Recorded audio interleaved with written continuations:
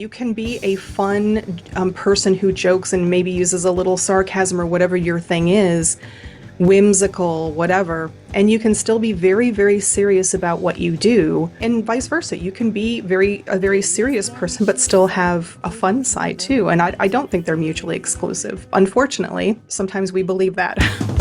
That is the voice of my guest, Beth Anne Campbell, who is an author and podcaster based in Virginia, USA. I'm just going to read you the introduction on her website.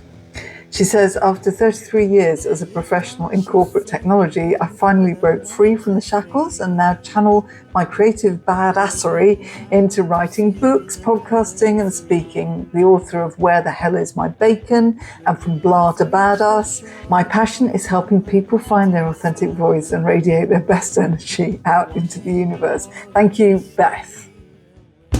And I'm Trisha Lewis, the host of this podcast, Self-Belief Unsquashed.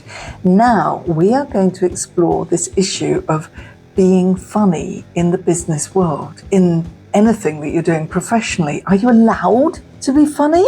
Yes, this is a problem that I came up across, and in fact, I'll just quote from one of the chapters in my book, The Mystery of the Squashed Self.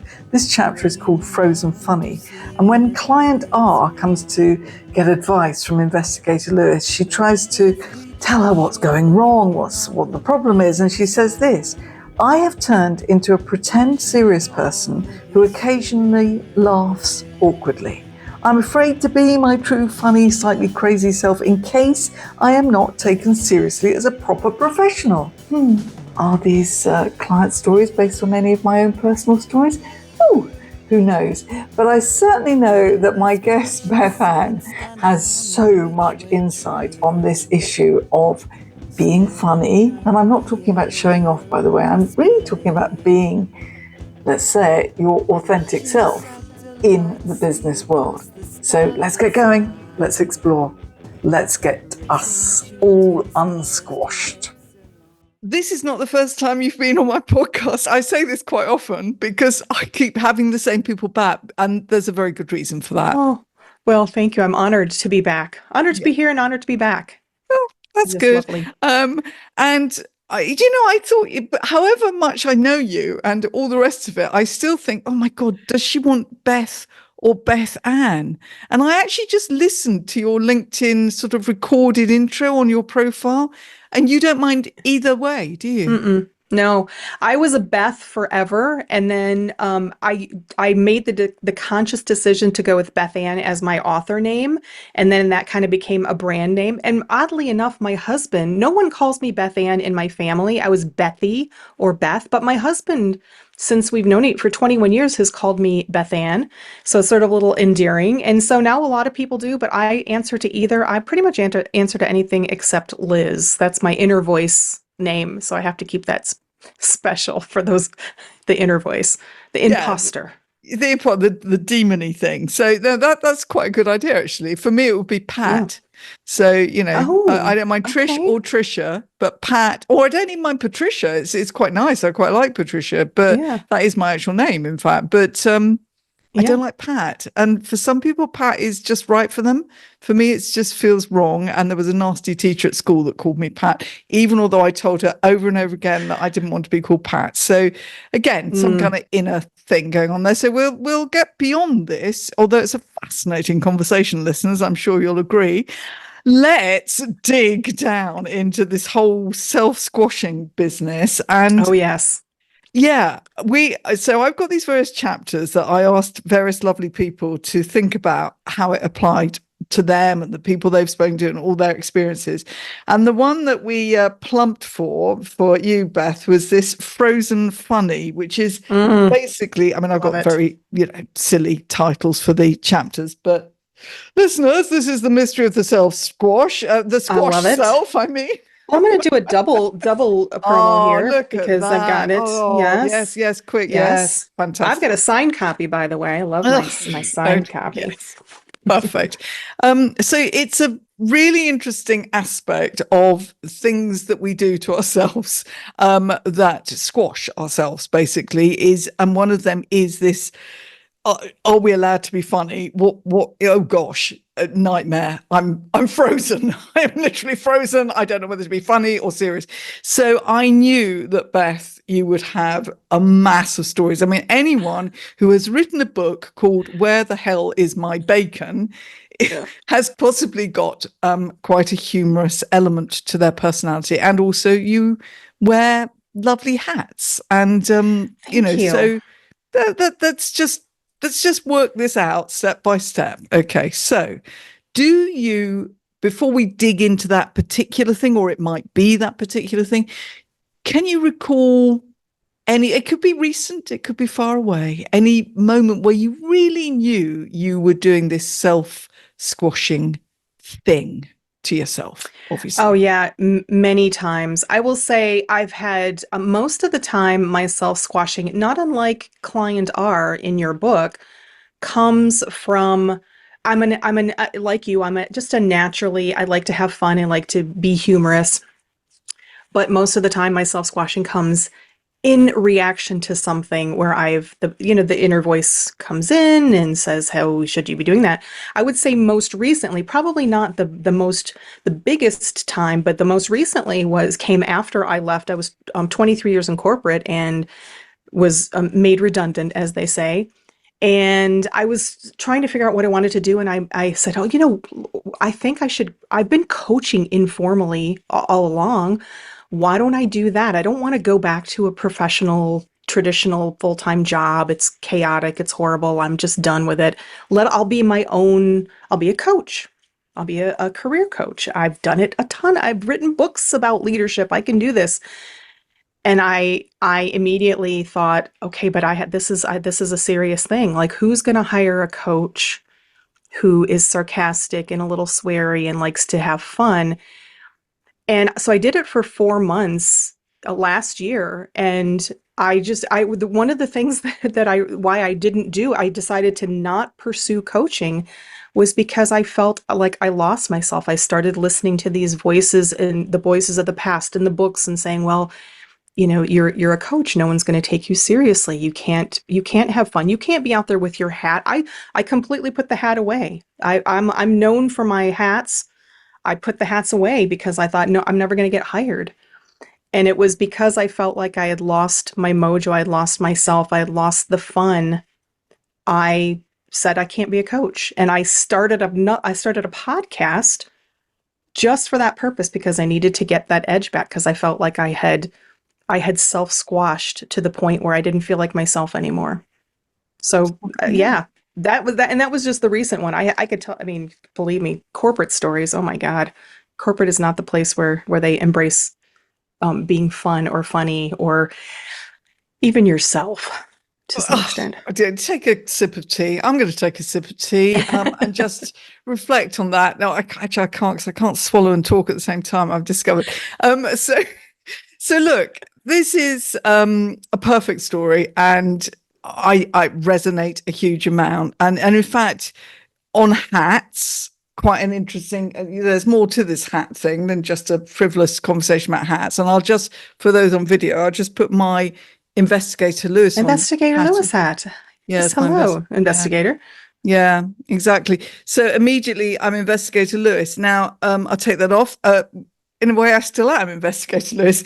You take yours off, you're still Beth Anne, you're still all the things that you do. But it was that taking that step of inventing this kind of character slightly accidentally that allowed me really to continue doing the coaching stuff, because like you, I was also totally in a quagmire of who the heck am I, and pretty old. I was 65 when I set the business up. So to think that you've got no identity or skills or anything at 65 all of a sudden because you've set up a coaching is pretty soul destroying. So inventing this character, and then the whole kind of notion of self-squashing, which is not a very professional word. It's like all made-up-y kind of wordy thing. But it's wonderful. Yeah, exactly. So that was what saved me, but I still had all of that going on at networking and on LinkedIn and all the rest of it. Yeah. And it was a battle. So let's Let's Well, delve Trisha, into this. can I just interject and just tell you Yes. that you are a great example of somebody who took this is why I love your book so much because I kind of did the same thing. I'm just going to do a lot of shameless plugging today. I did the same thing with Where the Hell's My Bacon? I use humor and it's very sarcastic humor and a little mine's a little sweary, but you so brilliantly took a really unique idea that was so fun. I've read this twice. I actually enjoy reading it. And believe me, I have an entire wall of books that I have not read, and a lot of them are self-help books because they're so dry and boring. And yet, the lessons that you have in here are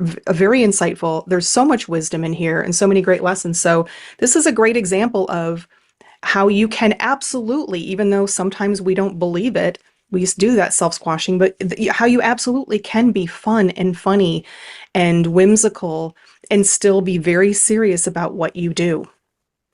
Thank you. And I'm glowing with that. That's lovely. And thank you, because I think that applies in so many ways that the line between, there isn't this great gap, is there, between funny and serious?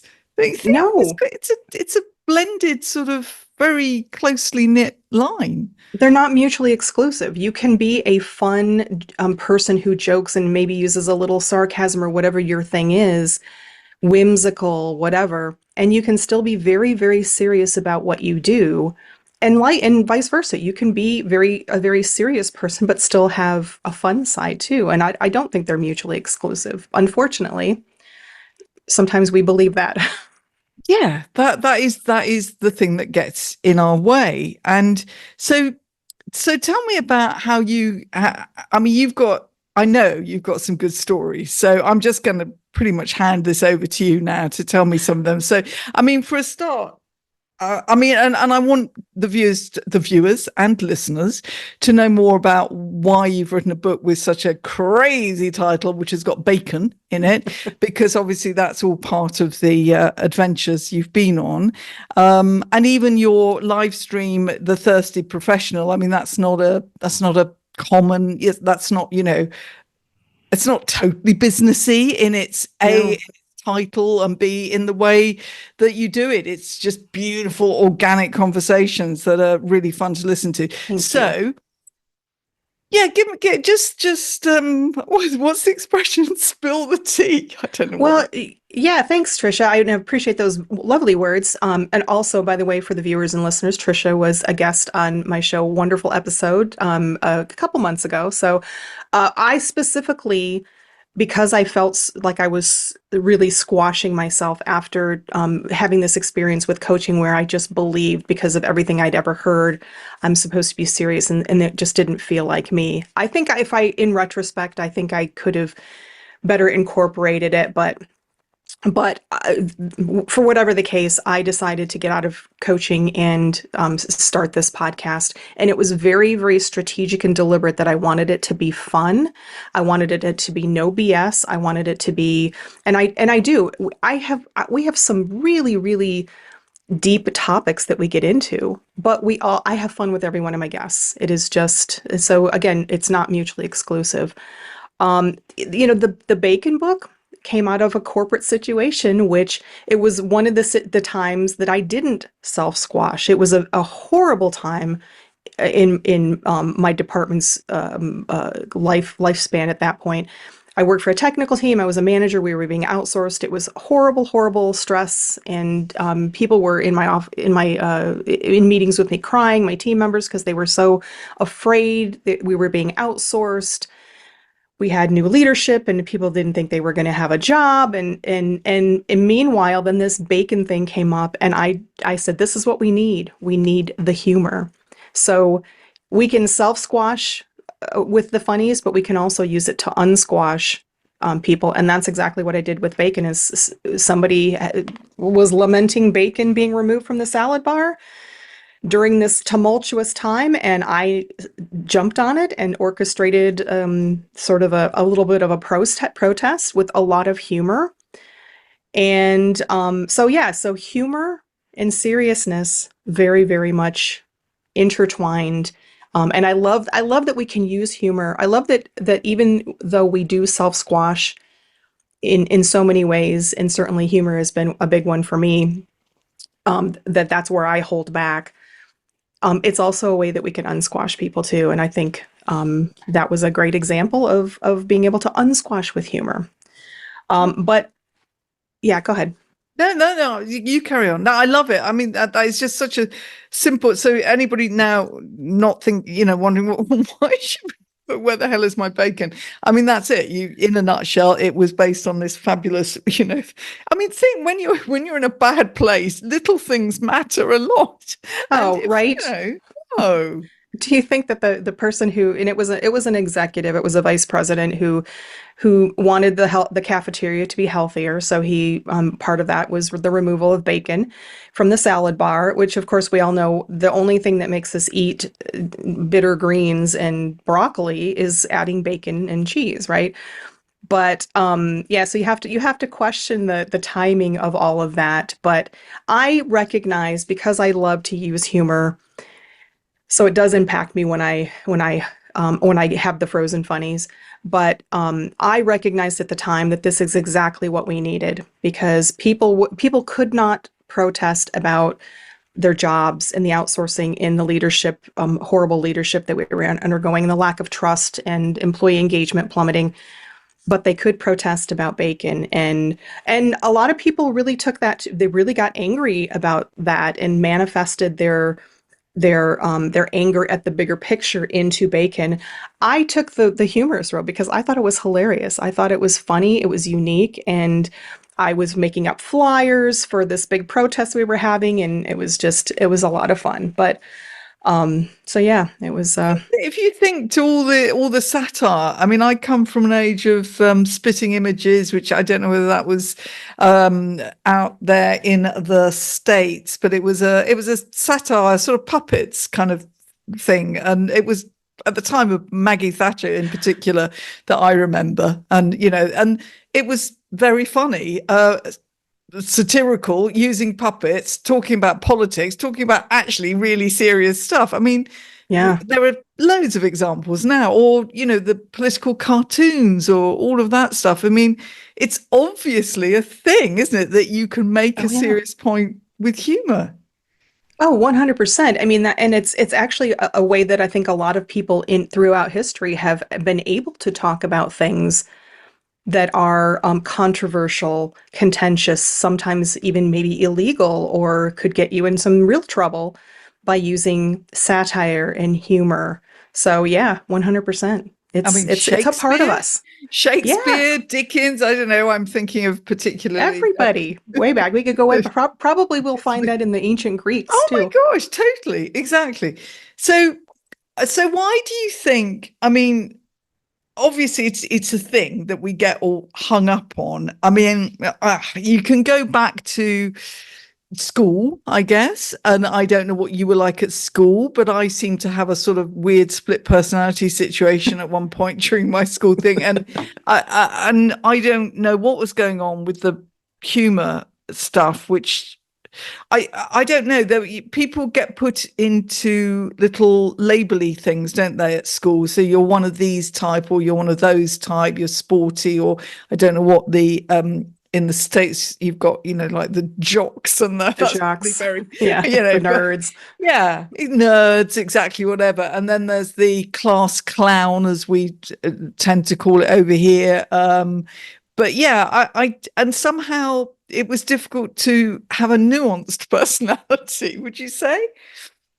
Yeah, well, so for me, I think, my mostly love relationship with humor began very, very early. And it was really because I had, from a very early age, had a perception. It wasn't a truth, but it was my truth. It was my perception that I was fat and ugly. And that was just I had an older brother who had, went to school and came home with some great names, nothing that he really was aware of, but I believed and had I had body image challenges really since probably I was 5 years old. And I quickly learned that Yes, there are the groups in school. You've got your jocks, your nerds, your popular in for me back in this would have been back in the 70s would the popular pretty people group, right? The populars. I was pretty popular, but I was not.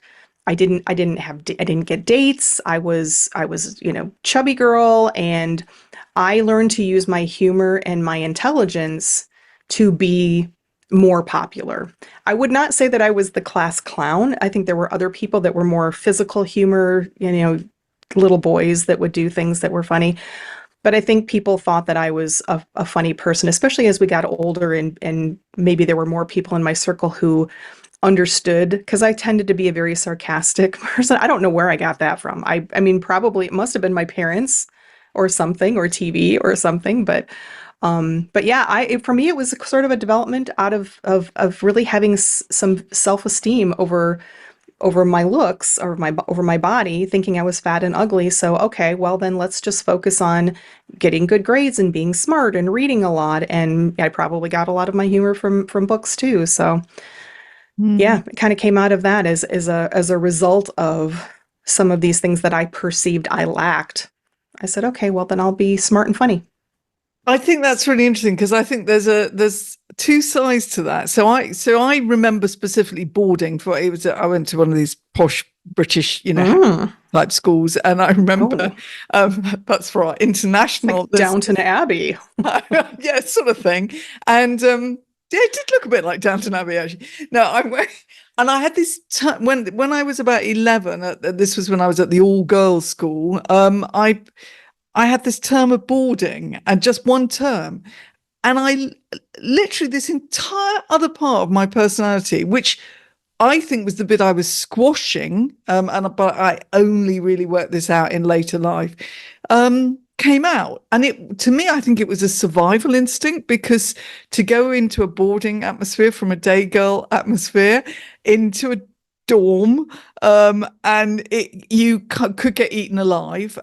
Girls can be pretty cruel. I also had the chubby stuff going on, and self-esteem stuff. So I think I just like bought this funny me out to survive and weirdly enjoyed it. But the odd thing was when I went back to being a day girl, I squashed it all again. And I have no idea how that happened. And it's only in hindsight that I've tried to work out what I was doing to myself, because it took me a long time to, sorry about this, listeners, and sorry about this, Beth, because this now sounds Oh, like stop. I saying. love it.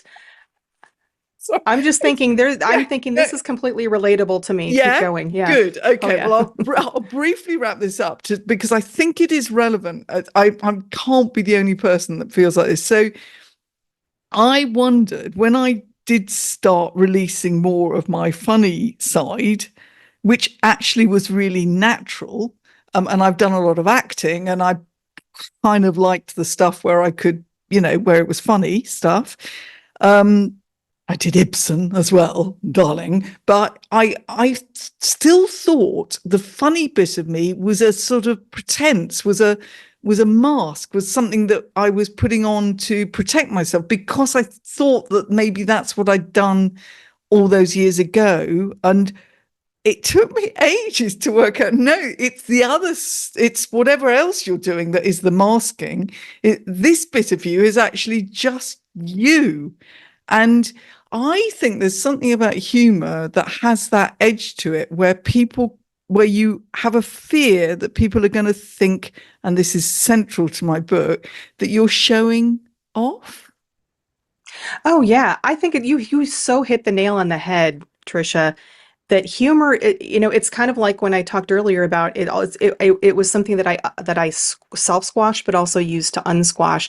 It is one of those things that humor and just being our fun, that fun part of ourselves is so inherently at the same time embarrassing.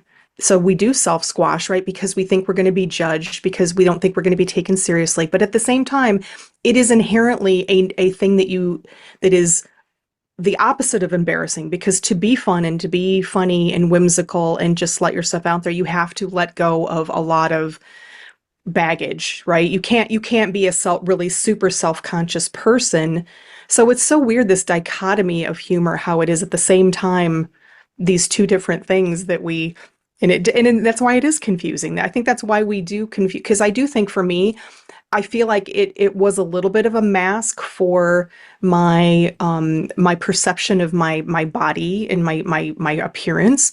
But at the same time, I can't really say that I don't feel like it's inherently a deep part of me. So maybe I used it as a mask. But I don't know. I don't regret that at all. No, that's it. We've. I think this is quite an interesting thing to uncover for Yeah. some people, We're because I getting think some deep. people, yeah, it's well, we do. We do I like know. going deep. I do like going deep. And that's the thing, is I can go really deep and I can be really serious.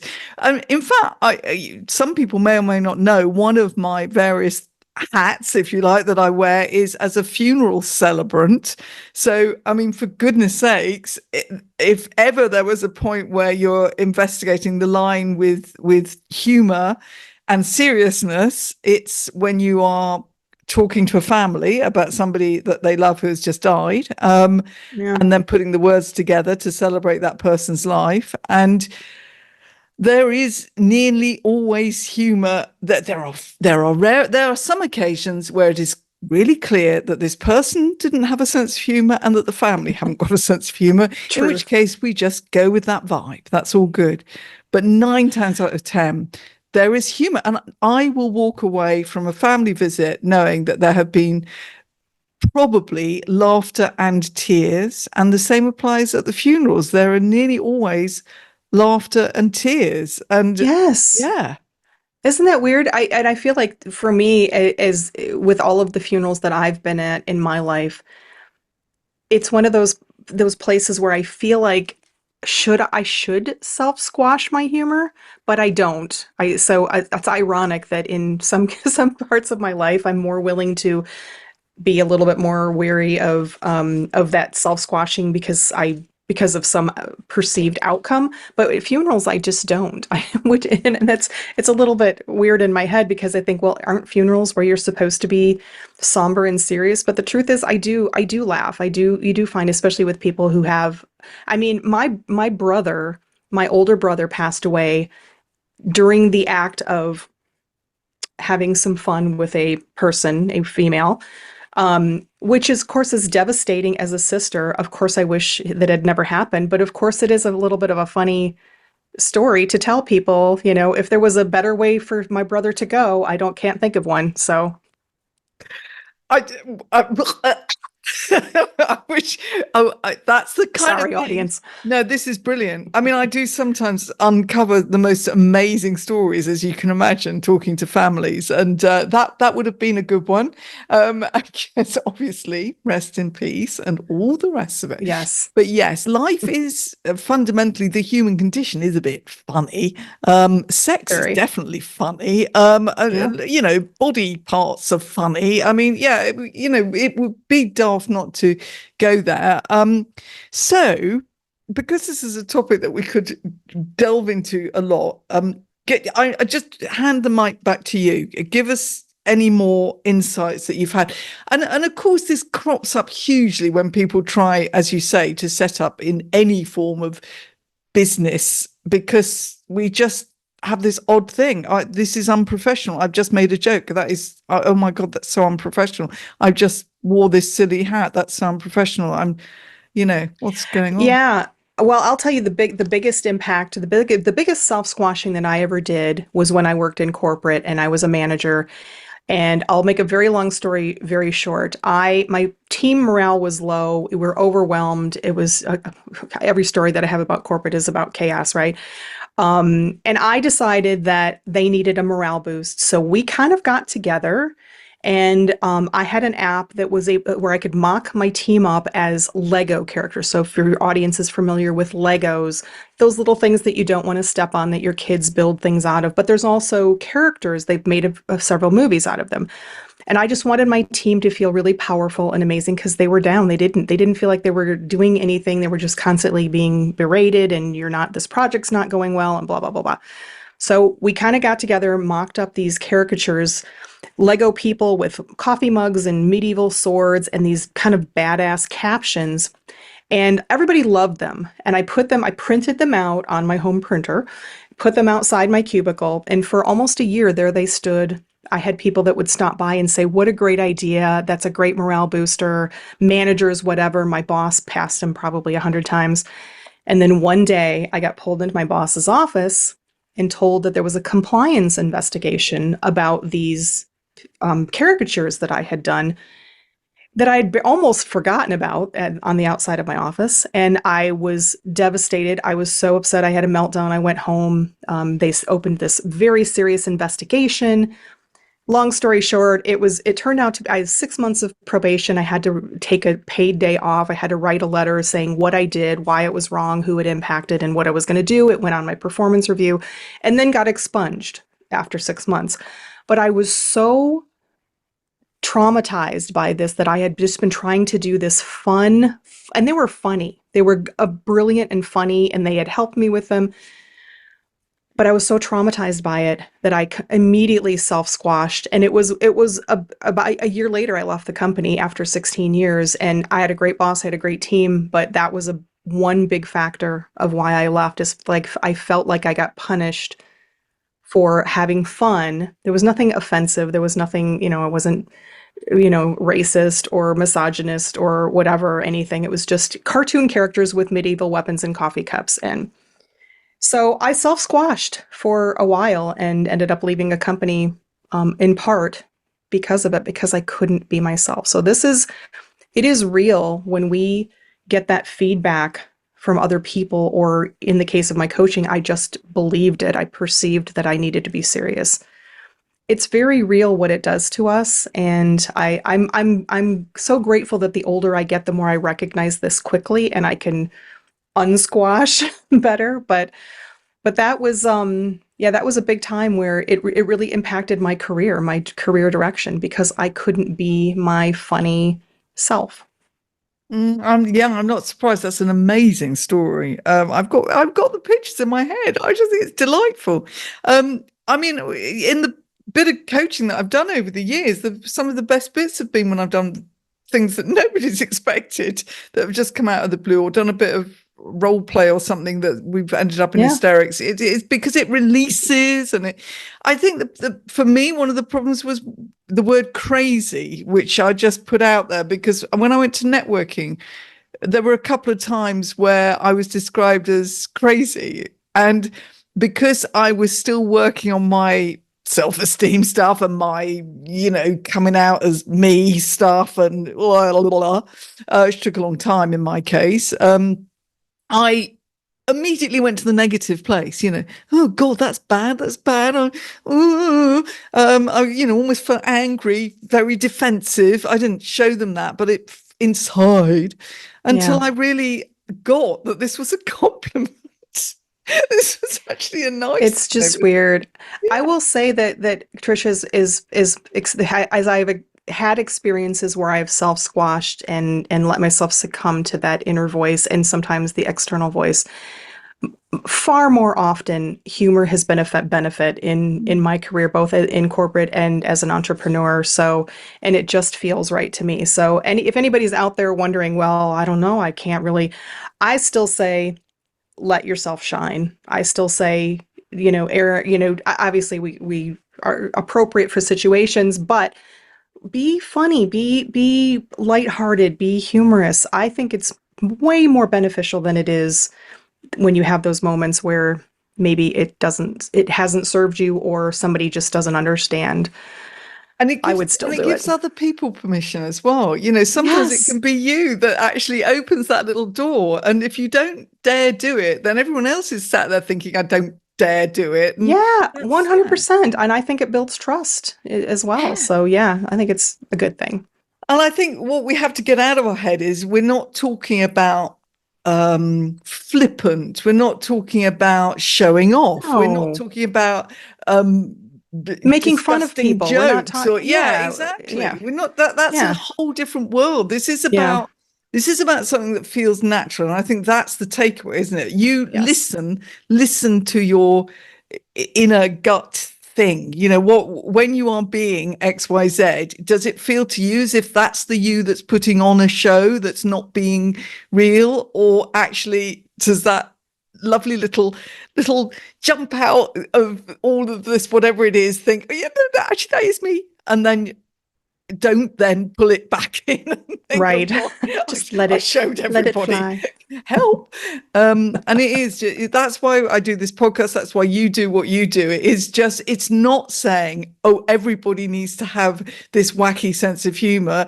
No. Beth sense of humor, Trisha's sense of humor, whoever's sense of humor. It's not that at all. It's irrelevant about the humor bit in many ways. It's just, is this the most released version of you that you can allow into this situation? Obviously, as you say, with some boundaries, with some editing, of course. Is that what's going on here? Then good. That's let it fly. Let it fly. I love it. Oh, so on that note of, well, let everybody fly, and you're all the way over there, and it's your morning, it's my afternoon, and I just really appreciate you coming back on this podcast, because I think you'll probably have to come back again. And I think we uncovered quite a few little nuggets of wisdom there, Beth. I thought we did. We went deep. This was great. And thank you so much, Trisha. I always love talking to you. You're just so easy to talk to, and it's just fun to just go wherever we go and figure out stuff. Yeah, that's it. That's pretty much my plan for the rest of life. Thank you so much. Thank you. Thanks, Trisha. Well, that was fun. This podcast is taking a break. It might come back slightly changed or completely changed, but I'd love to stay in touch because I'm working on something a bit different. So, there's a sign up for a newsletter over at my website, trishalewis.com. Nothing salesy or spammy, no silly promo things involved whatsoever, and it's very easy to unsubscribe. The monthly newsletter that you will be signing up to is called Just Wondering, and it's by the curious for the curious. It's, as I say, non-salesy, non-social media-y, and it's just thought sparkers based on my musings about other people's musings, non-fiction books, I've got loads on my shelf, vintage articles. Has the world changed? Hasn't it? Something I watched, maybe, somewhere I discovered. Wondering and wandering. So I'd love to stay in touch, and that way you'll know when a new podcast arrives on the scene, or videos, or anything else that I decide to create from my crazy mind. Stay well, stay curious, and unsquashed.